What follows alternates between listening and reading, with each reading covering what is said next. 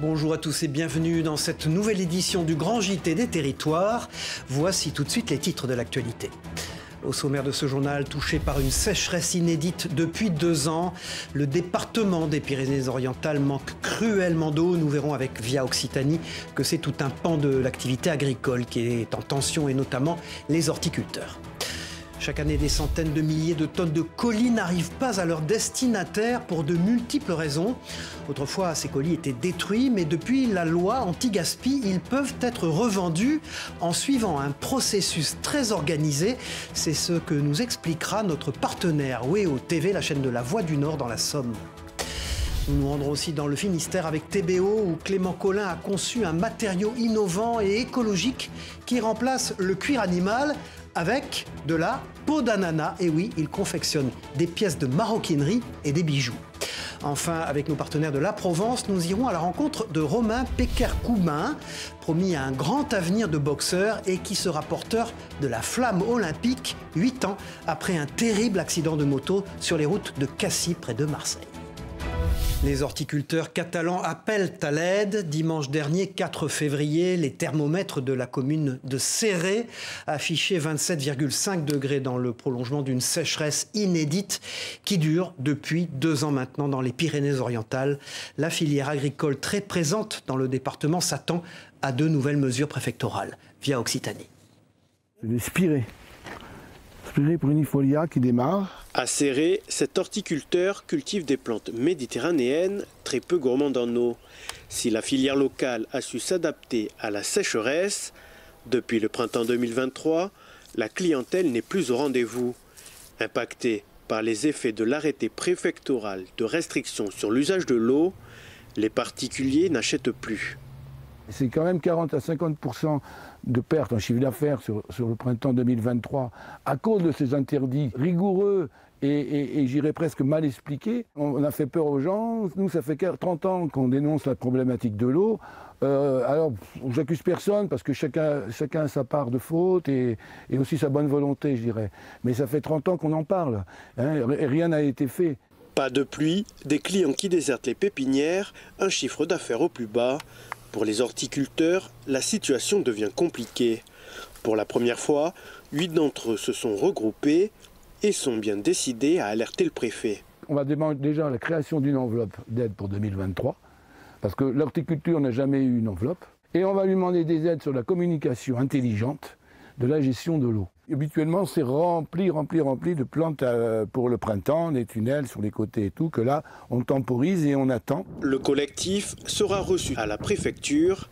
Dans les Pyrénées-Orientales, l'horticulture représente une quinzaine d'exploitations locales et des dizaines d'emplois.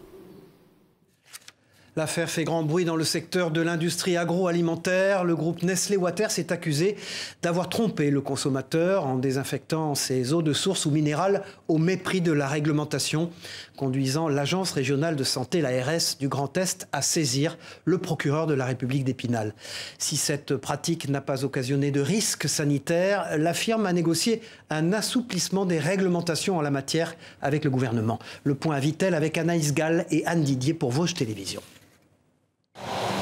C'est en direction de Vittel que se tournent tous les regards. Nestlé Waters s'est en effet montré du doigt pour avoir eu recours à des traitements de l'eau qui n'étaient pas conformes à la réglementation française. Une affaire soulevée par nos confrères du journal Le Monde et de France Info qui ont conduit le géant suisse à avouer publiquement l'utilisation de charbon actif et d'ultraviolets pour assurer la potabilité de ses eaux minérales. Des procédés qui ont conduit le procureur de la République à ouvrir une enquête préliminaire pour tromperie à l'encontre de la multinationale. Si les dirigeants locaux du groupe n'ont pas répondu à nos sollicitations, une porte-parole de Nestlé Waters France a tenu à réagir. En tant que minéralier, Nestlé Waters doit constamment adapter son activité, ses pratiques et ses sites aux évolutions de l'environnement autour de ses sources, qui peuvent parfois rendre difficile le maintien de la stabilité des caractéristiques essentielles d'une eau minérale naturelle requise par le cadre réglementaire. Ces efforts d'adaptation ont mené Nestlé Waters à perdre de vue l'enjeu de la conformité au cadre réglementaire. En 2021, nous avons pris la décision de porter ce sujet devant les autorités et soumettre à leur décision les options possibles.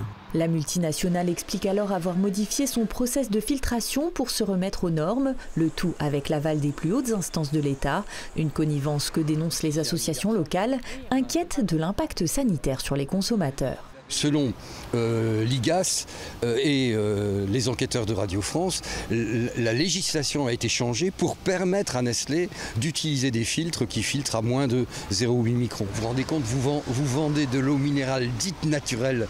Au mieux, c'est de l'eau du robinet des Vitellois. Et vous la vendez de surcroît dans des bouteilles plastiques et à des prix qui sont 100-200 fois le prix de l'eau du robinet. Car c'est bien là que le bas blesse, l'étiquetage des bouteilles est considéré comme falsifié dès lors qu'il indique l'eau minérale comme naturelle, alors qu'elle a subi des traitements chimiques. Un coup de massue également pour les salariés de l'entreprise qui eux aussi ont découvert ces révélations par voie de presse. Ils nous ont menti, délibérément menti, pendant des années en fait. Et tous les salariés de l'entreprise se sentent trahis, ils sont désabusés, ils sont frustrés. Et certains salariés m'ont même dit, moi si c'est comme ça, je m'en irai, je partirai de l'entreprise. Je prends le plan et je m'en vais. Un plan de sauvegarde de l'emploi qui, rappelons-le, prévoit la suppression de 171 postes. Avec cette nouvelle polémique, les syndicats craignent un avenir encore plus incertain.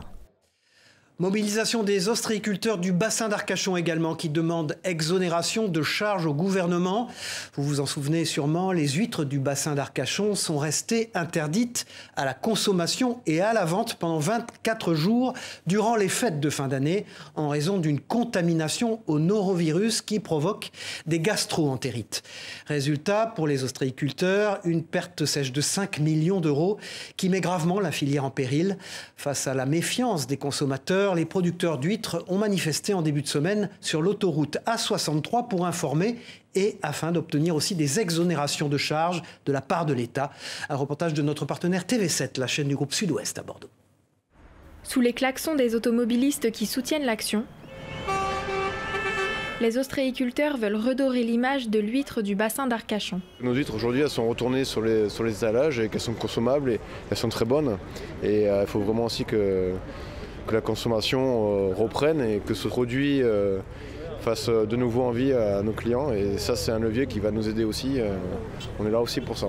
Alors qu'ils réalisent 50% de leur chiffre d'affaires annuel pendant les fêtes, les ostréiculteurs ont été contraints de stopper les ventes pendant 24 jours. Pour s'en sortir, les producteurs en appellent au pouvoir public et ne demandent qu'une seule chose, l'exonération des charges. Pour l'instant, rien n'a été fait. Les charges, on paye les charges plein pot. Il n'y a eu aucune exonération, aucune aide sur les charges. On paye tout plein pot et on ne rentre pas d'argent. Comment vous voulez qu'on fasse? En réponse à l'invitation lancée par les ostréiculteurs, des élus locaux étaient présents, mais discrets. L'objectif, selon eux, écouter les revendications des professionnels du secteur et faire remonter leurs problématiques auprès de l'État. Vous voyez, regardez, la circulation, là, elle est fluide. On a fait juste un barrage filtrant dans le sens où on ne voulait pas embêter les gens. Par contre, s'il n'y a pas d'avancée, moi je vous dis, les Parisiens, apprêtez-vous à rester à bord de Bordeaux, quoi. Parce que c'est sûr qu'il n'y aura personne qui rentrera sur le bassin. Le mois dernier, les ostréiculteurs avaient déjà fait entendre leur colère en s'invitant au vœu du CIBA, le syndicat d'assainissement du bassin d'Arcachon. Ils vont aller chercher les 5 millions derrière. Selon le comité régional de conchiliculture, la perte causée par l'interdiction de consommation et de vente est estimée à environ 5 millions d'euros. Enfant, vous avez certainement connu la fameuse pochette surprise achetée en même temps que le pain à la boulangerie. Et bien sur le même principe, il est aujourd'hui possible d'acheter au poids les colis non réclamés, refusés ou tout simplement perdus, mais sans connaître la nature du contenu du paquet. De quoi donner lieu à une véritable chasse au trésor où chacun use d'astuces pour identifier les produits sans ouvrir les paquets. À Albert, dans la Somme, la vente de colis perdus fait un carton, comme l'a constaté Jérôme Houbron pour WEO TV, la chaîne de la Voix du Nord. Regardez. C'est une sorte de chasse au trésor, mais impossible pour ses clients de savoir ce qu'ils s'apprêtent à acheter. Il faut juste espérer tomber sur le produit tant convoité. Un truc technologique quoi, ou des vêtements qui valent un certain prix, comme ça au moins on peut devenir rentable. Objet de cette vente à l'aveugle, des colis non réclamés, perdus ou mal adressés. De bonnes affaires en théorie, encore faut-il user d'astuces. On essaye de toucher, bon là c'est une boîte en carton, donc on essaye de peser, de faire ça, mais ça peut être un téléphone comme un truc tout banal. C'est rigolo, on tâte pour essayer de deviner ce qu'il y a à l'intérieur. Depuis 2022, la loi interdit la destruction des colis non alimentaires. Un filon rapidement flairé par certaines sociétés. Cette enseigne de déstockage achète par palette des quantités de colis, revendus environ 15 € le kilo. Sur les réseaux sociaux, on voit que ça cartonne de partout. Et du coup, on a dit pourquoi pas faire un petit essai. On a fait un petit essai, on a ramené une centaine de kilos. On a vu que ça a duré 2 heures de temps. On a tout vendu, puis les clients, ils n'arrêtent pas de le réclamer. Passé l'épreuve de la balance, 4 kg 0,6. Certains sont impatients de connaître le fruit de leur achat. Manicure, pédicure, ça servira à madame. La démarche cartonne. En 2 jours, 1 tonne de colis s'est vendue ici, une seconde vie pour tous ces paquets et un Noël après l'heure. Ça y est, le Papa Noël est passé. Restons dans l'enfance avec ce dispositif inédit de suivi post-naissance mis en place en Bretagne à Saint-Grégoire. L'arrivée d'un nouveau-né entraîne parfois ce que l'on appelle la dépression post-partum, une dépression qui touche 20% des grossesses et d'autres pathologies liées à la santé de l'enfant. Notre partenaire sur place, TVR, s'est rendu à la découverte de cette unité accompagnant les parents qui rencontrent des difficultés avec leur enfant entre 0 et 2 ans. Regardez. Là, on arrive dans la salle sensorielle. Donc c'est une salle où on a essayé de trouver beaucoup d'installations pour pouvoir moduler tous les sens. Dans ce nouveau service de périnatalité, tout est fait pour que les enfants et leurs parents apprennent à mieux se connaître. On a beaucoup d'enfants qui ont des dents qui poussent en ce moment. Et donc de venir dans cette salle, ça leur permet en fait de s'apaiser et ça peut leur permettre de gérer un petit peu mieux la douleur et parfois même avant de prendre des médicaments. Le service accueille des enfants atteints de troubles du sommeil, de pleurs incessants, de problèmes d'interaction ou de motricité. Mais l'entrée se fait aussi par les parents en difficulté car la dépression du postpartum touche 20% des grossesses dont la moitié ne sont pas diagnostiquées. Dépression à ne pas confondre avec le baby blues qui est un état hormonal passager après l'accouchement. On va beaucoup accueillir des dépressions du postpartum et des parents qui présentent des troubles anxieux. Dans les troubles anxieux, vous allez avoir les troubles obsessionnels compulsifs, le trouble anxieux généralisé et puis ce qu'on appelle les phobies d'impulsion. Donc ça peut arriver que parfois des parents soient surpris d'avoir peur de faire du mal à leur enfant. Les parents peuvent être angoissés après la découverte d'un problème de santé, la difficulté de séparation avec leur enfant ou un accouchement traumatique. Moi, je suis là que le lundi matin et c'est plus pour essayer de recréer un contact avec mon petit. C'est un bébé qui fait beaucoup d'eczéma à cause du stress. Et depuis qu'on fait ça, il est beaucoup moins stressé. Ces mamans sont accompagnées à travers des ateliers collectifs d'écriture, mais aussi en entretien individuel avec le psychiatre ou la psychologue. Suite aux problèmes de santé de mon fils, il y a pas mal de phases difficiles. J'ai eu des soucis alimentaires, des soucis de sommeil. J'ai cherché de l'aide un peu à droite à gauche. J'ai fini par atterrir ici. Surtout un lieu où on puisse parler, on puisse vraiment évoquer toutes les problématiques.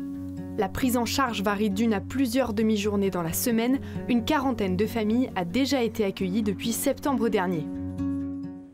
Voilà, en Corse, plus tard, c'est ensuite à l'école qu'enfants et parents doivent s'adapter, parfois avec difficulté. Le dispositif des classes flexibles offre une autre approche du comportement en classe, vous allez le voir. L'enfant, comme dans cette classe de CE2 de l'école Loviconi à Calvi en Corse, a le choix de changer de place selon son envie pour trouver celle qui lui permettra d'être le plus confortable et le plus concentré surtout sur l'activité qu'il doit réaliser. Les résultats sont probants, vous allez le voir, comme nous l'explique Laetitia Puggioni, en charge du dossier au rectorat de Corse, au micro de Télépaésé sur place. On est dans une pédagogie adaptée où l'enseignante va guider l'élève, va l'accompagner avec de nouvelles techniques. Mais on va pouvoir aussi travailler sur la réussite éducative, sur le déploiement, je dirais, de cette excellence, mais également travailler dans une pédagogie qui va favoriser l'excellence et qui va favoriser l'émulation. Nous partons pour la Bretagne où Clément transforme les peaux d'ananas en bijoux et en portefeuille. Ce jeune artisan a réussi à remplacer le cuir animal par un cuir 100% végétal. Les peaux des fruits sont récupérées auprès de l'entreprise Brésil, spécialisée dans la production de rhum à Plougastel d'Aoulas. Chaque pièce est unique par sa manufacture et ses matières. Un reportage d'Enora Lenôtre pour notre partenaire sur place, TBO.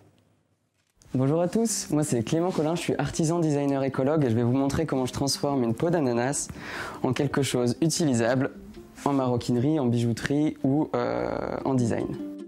On va faire un porte-monnaie avec tout ce qu'il y a là. Hop, on va commencer par les petites pochettes. L'idée de transformer les peaux de fruits pour proposer une alternative végétale au cuir animal, c'est né d'une problématique de développer des nouveaux procédés de fabrication plus écologiques, de nouvelles matières plus écologiques, de mettre tout ça en place et de montrer en fait qu'on peut faire très propre. C'est une matière qui se travaille différemment du cuir animal, où il a fallu un peu réadapter le savoir-faire et donc pas utiliser exactement les mêmes outils et pas utiliser exactement les mêmes gestes. Pour me fournir en peau d'ananas, je fonctionne avec Brésil, qui est une petite entreprise à Plougastel qui fabrique du rhum arrangé. Donc je viens chez eux récupérer les peaux parce qu'ils utilisent beaucoup d'ananas. Pour préparer la peau, ça va me prendre 3 semaines. On est sur globalement 8-9 heures de travail pour un porte-monnaie. On peut retrouver les porte-cartes avec de la peau d'ananas. Les porte-monnaies, pareil en peau d'ananas. Je fais aussi des bijoux. J'utilise aussi d'autres peaux de fruits, notamment les peaux des cucurbitacées type melon pastèque, melon jaune. Là, on peut retrouver une bague en pomelo teint en rose. Et on retrouve bien le graphisme naturel de la peau de fruits. On peut retrouver mes créations sur ma boutique en ligne luckicreation.com. Et aussi, on peut retrouver quelques bijoux à la boutique Chat à l'or de Quimper. Connue pour son célèbre circuit, la ville du Mans est aussi un pôle de formation unique en France et en Europe dans le domaine du son. Je vous propose de partir à la découverte du laboratoire d'acoustique de l'Université du Mans, où l'on trouve notamment un cabinet de curiosités et une chambre sourde. LMTV Sarthe, Laure Girard, nous fait découvrir cet endroit aussi étrange que déroutant. Écoutez et regardez. Solène est en première année de licence acoustique et vibration. Elle cherche à mesurer les conséquences des fréquences sonores sur une structure. On va avoir un point ici qui va être fixe, et donc ça c'est un nœud. C'est la vibration qui est ici se propage dans l'ensemble de la poutre, et donc si on change la fréquence, on va obtenir un autre résultat. Et donc après, ça s'applique pour n'importe quel solide, ça peut être un bâtiment, toutes les vibrations auxquelles peuvent être amenées un bâtiment, même quand le tramway passe, ce genre de choses. Au LOM, ou laboratoire d'acoustique de l'Université du Mans, le son est un objet de curiosité. Et quoi de mieux pour le mesurer qu'une batterie de haut-parleurs dans une salle sourde ou semi-anéchoïque. Donc ici, on va piloter chaque haut-parleur pour faire des champs acoustiques spécifiques qui nous intéressent, qui peuvent reproduire des excitations qu'on aurait dans l'industrie. Les murs de cette salle, ce sont des dièdres qui sont faits en mousse. Et donc ils ont une fonction particulière. Quand un son arrive sur ce matériau, il va être complètement absorbé. Le campus du Mans est doté de 3 salles de ce type. On trouve la plus grande au centre de transfert de technologie à 2 pas du LOM. Des concerts y sont même organisés dans le cadre de la Biennale du son. C'est le premier laboratoire européen. Il fait partie des 2 ou 3 laboratoires internationaux donc, dans le domaine. Et en termes de formation, on est en fait la seule université en France qui proposons l'ensemble des formations au niveau de l'acoustique, de la première année, licence première année, jusqu'au doctorat avec un titre d'ingénieur aussi.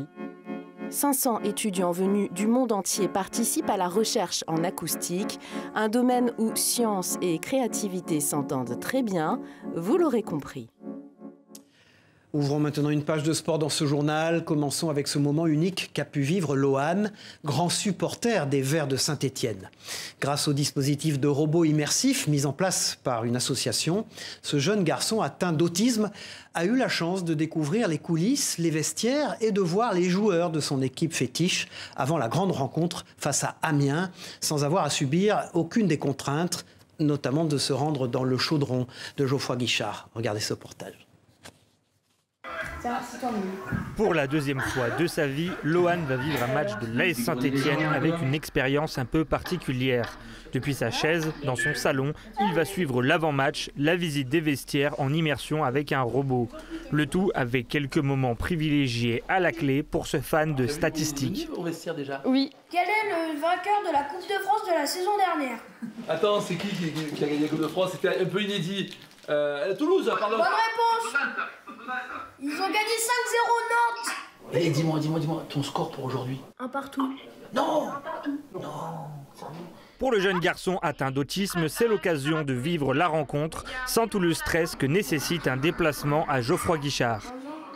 Lohan étant autiste et atteint d'hyperacousie, le bruit est quand même quelque chose d'assez dérangeant pour lui. Donc le fait d'être chez lui, derrière un ordinateur, il bénéficie de tous les avantages sans les inconvénients du stade. Au stade, justement, c'est l'association ASSE Cœur Vert qui met tout en place. Depuis 2021, l'association offre la possibilité aux enfants hospitalisés ou en situation de handicap de vivre une expérience au stade grâce à un robot immersif. C'est un événement parce qu'ils vivent un moment un petit peu hors du temps dans leur parcours de malade. Souvent, ça permet de penser à autre chose. Et puis surtout, les infirmières, les médecins en parlent quelques jours avant, quelques jours après. Donc il y a une certaine continuité et ça leur permet pendant une semaine de penser à autre chose qu'à la maladie. Un vrai moment hors du temps pour les jeunes et une volonté de la part de l'association de faire vivre à un maximum de supporters verts l'expérience du robot immersif. C'est un peu du bouche à oreille, on n'a pas toujours les bons contacts et pour l'instant, on arrive à faire un robot sur chaque match. Un enfant sur chaque match peut vivre l'expérience robot.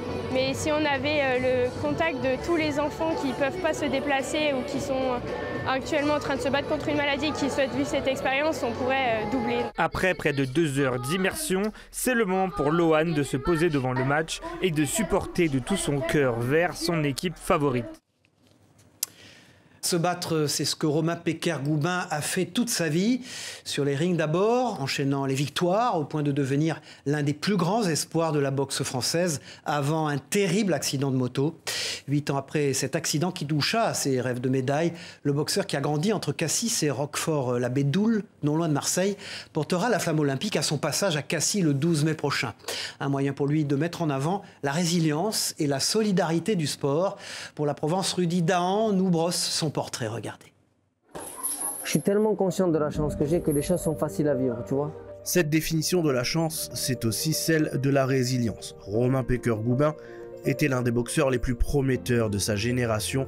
Le 30 juin 2016, alors qu'il était numéro 1 français de sa catégorie, un accident de moto qui aurait pu lui coûter la vie met un terme définitif à sa carrière. J'ai pris une voiture de face, la voiture elle est éclatée, la moto elle est morte. Et moi, je suis peut-être à 10 mètres du point d'impact et déjà, je suis pas mort. C'est un miracle. J'ai très mal. J'ai mal de partout, sauf à la jambe gauche. Qu'est-ce qui se passe? Elle m'a dit, Romain, ta jambe gauche, c'est pas le souci. Pour l'instant, on s'occupe de sauver la vie. Ta jambe gauche, on s'en occupera plus tard. Et je te jure que quand elle m'a dit ça, je te jure que c'est vrai. Et ça fait partie des chances qui m'ont été données aussi. C'est que j'ai compris que j'avais plus de jambes. Ceci dit, les choses sont comme elles sont, il faut avancer avec, tu vois. Avancer, c'est ce qu'a toujours fait Romain entre association et engagement pour les autres. Ce jeune papa qui approche de la quarantaine est aujourd'hui récompensé. Il fera partie de ceux qui auront l'honneur de porter la flamme olympique pour les JO de Paris. J'ai été soutenu par Dany. D'un coup, j'ai eu une fille de la ville de Cassis, je m'entends très bien moi avec toute la mairie, qui m'a appelé, m'a dit Romain, Dany de toute façon, elle veut que ce soit toi. Elle va pousser ta candidature. Et je te jure que quand elle m'a dit ça, ça m'a fait pleurer. C'est la magie, tu vois. Une magie qui prendra forme le 12 mai prochain quand Romain portera la flamme dans les rues de Cassis. Une forme de sacre pour ce champion qui, sans conteste, remporte par KO son combat pour la vie. Le billard est un sport traditionnellement très masculin. Marion Jude, licenciée au Billard Club Legrand de Limoges, est malgré tout devenue championne du monde de billard anglais, tout en poursuivant ses études de commerce.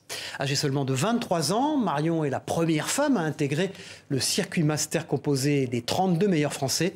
Pour cette à Limoges, regardez ce reportage que lui ont consacré Tom Meyer et Alain Druot sur place. Le monde du billard est essentiellement masculin. À Limoges, un club travaille à féminiser la discipline en organisant différentes actions. Sur une trentaine de pratiquants, 6 sont des femmes, dont une championne du monde. On manque cruellement de licenciées féminines, que ce soit alors forcément dans notre club, mais en fait en France et partout. C'est un sport qui est voilà, majoritairement masculin. Donc aujourd'hui, c'est une journée porte ouverte où on accueille les féminines qui souhaiteraient s'initier au billard ou juste découvrir la discipline. Après l'athlétisme, l'équitation et la natation, sport pratiqué il y a quelques années, Fanny vient d'adhérer au club. Ça fait quelques mois que je fréquente la salle de billard et du coup aujourd'hui, voilà, je suis très contente de pouvoir intégrer le club. D'autant plus que pour ma reine Marion Jude, championne du monde, Je suis très honorée. C'est une discipline qui est vraiment très sympa, dans un environnement qui est calme, même si voilà, on peut avoir du stress lorsqu'on joue. On est bien loin de l'image qu'on pouvait avoir d'avant, voilà, le billard dans les bars entouré d'hommes. C'est plus du tout ça. Il y a des clubs. Maintenant, voilà, il y a des clubs avec des écoles. On peut venir apprendre voilà, de manière très sympathique avec des gens qui sont passionnés et qui sont là qui sont prêts à expliquer. En loisir ou en compétition, le billard, mesdames, mérite votre attention. Voilà, et puis nous recevions l'ancien ministre Jacques Toubon dans notre émission politique Face au territoire sur TV5 Monde avec Ouest France, Nice Matin, France Antilles. Le point est 20 minutes. L'ancien garde des Sceaux, ministre de la Culture d'Édouard Balladur et récemment défenseur des droits, est revenu plus particulièrement sur la problématique des discriminations. Je vous propose de l'écouter sur notre plateau. Est-ce que vous avez mal vécu les attaques de votre camp sur ces sujets, où vous avez toujours paru décalé par rapport à eux? Oui, mais j'ai toujours... Vous l'avez mal vécu ou pas? Je l'ai mal vécu. Les attaques venant du parti gaulliste. Je n'ai pas mal vécu, parce que j'admets toutes les opinions. Ce que je vis mal, c'est la méconnaissance de la situation. Et tout ce que j'ai essayé de faire depuis 25 ans, c'est d'expliquer comment l'histoire de l'immigration et l'immigration fait partie de l'histoire de France. Merci. Vous devez prendre l'histoire de France telle qu'elle est. Il n'y a pas dans l'histoire de France eux et nous. Merci. C'est l'histoire des Français tout entier. Voilà, c'est la fin de cette édition. Merci de l'avoir suivi. On se retrouve très vite pour une nouvelle édition du Grand JT des Territoires. Merci, au revoir à tous.